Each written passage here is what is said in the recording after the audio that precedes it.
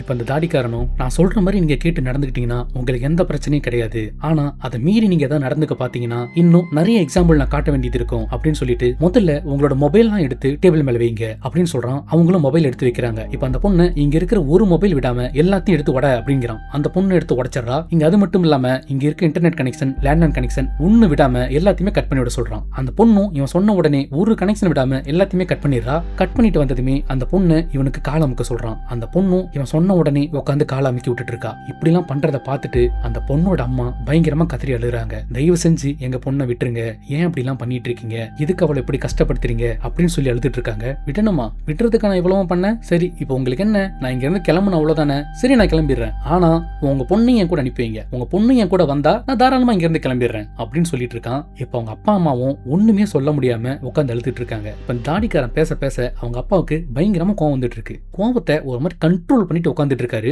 இப்ப கரெக்டா அந்த பொண்ணோட தம்பியும் மாடியில இருந்து கீழே இறங்கி வந்துடுறான். இப்ப அவங்க தம்பியை பார்த்ததுமே அந்த தாடிக்காரன், ஆரியா பாரு தம்பி வந்துட்டான் போல, அவனையும் பிடிச்சி இழுத்து வந்து இங்க உட்காரவை அப்படின்னு சொல்றான். இப்ப அந்த பொண்ணும் அவன் தம்பி கிட்ட வேகமா போறா. உடனே அவங்க அம்மா ஓடி போய் எங்க இவன் அவனை ஏதாவது பண்ணிடுவாளோன்ட்டு, இல்லமா இல்ல நானே கூட்டிட்டு வந்து உட்கார வைக்கிறேன் அப்படின்னு அந்த பையனை கூட்டிட்டு வந்து பக்கத்துல சோஃபால உட்கார வச்சிருக்கா. இப்ப அந்த தாடிக்காரன், நான் மறுபடியும் சொல்றேன், உங்க பொண்ணை என் கூட அனுப்பி வச்சிருங்க, கூட்டிட்டு நான் பாட்டு போய்கிட்டே இருக்கேன், உங்களுக்கு இதனால தேவையில்லாத ப்ராப்ளம் இருக்காது, அதுவும் இல்லாம ஏதோ வசியம் மேல நம்பிக்கை இல்லைன்னு சொன்னீங்க, இன்னும் வேணும்னா சொல்லுங்க, இன்னும் நிறைய எக்ஸாம்பிள்ஸ் இருக்கு அப்படின்னு சொல்லிட்டு இருக்கான். சொல்லிட்டு இருக்கும்போது அந்த பொண்ணு பக்கத்துல நின்னுட்டு இருக்கா. உடனே அந்த தாடிக்காரன் அந்த பொண்ணோட வயித்துல எட்டி உதச்சி, ஏண்டி உன்னை என்ன பண்ண சொன்ன, எனக்கு கால் தான் நம்பிக்கூட சொன்ன, நின்னு வேடிக்கை பார்த்துட்டு இருக்க அப்படிங்கிறான். இப்ப அந்த பொண்ணு அவன் எட்டி உதச்சதை பார்த்ததுமே அந்த பொண்ணோட அப்பா பயங்கரமா கோவம் வந்து அந்த தாடிக்காரனை கழுத்தை பிடிச்சி பயங்கரமா அடிக்க ஆரம்பிக்கிறாரு. அவர் அவனை அடிக்க அடிக்க உடனே தாடிக்காரன், ஆரியா இங்க பாரு உன் அப்பா என்ன அடிச்சிட்டு இருக்காரு, அவரை தடு அப்படிங்கிறான். அந்த பொண்ணு அவங்க அப்பாவை தடுக்க எவ்வளவோ ட்ரை பண்றா. ஆனா அந்த பொண்ணால அவங்க அப்பாவை அங்க இருந்து இழுக்க முடியல. இப்ப உடனே அந்த தாடிக்காரன் யோசிச்சு, அங்க நின்னுட்டு இருக்கும் தம்பியோட மண்டையோட அப்படின்னு சொல்லிடுறான். சொன்ன உடனே அந்த பொண்ணு வேகமா போய் அந்த பையனை பிடிச்சி அவன் தலையை ஸ்டெப்ஸ்ல இடிச்சு அவன் மண்டையை உடைச்சிடறான்.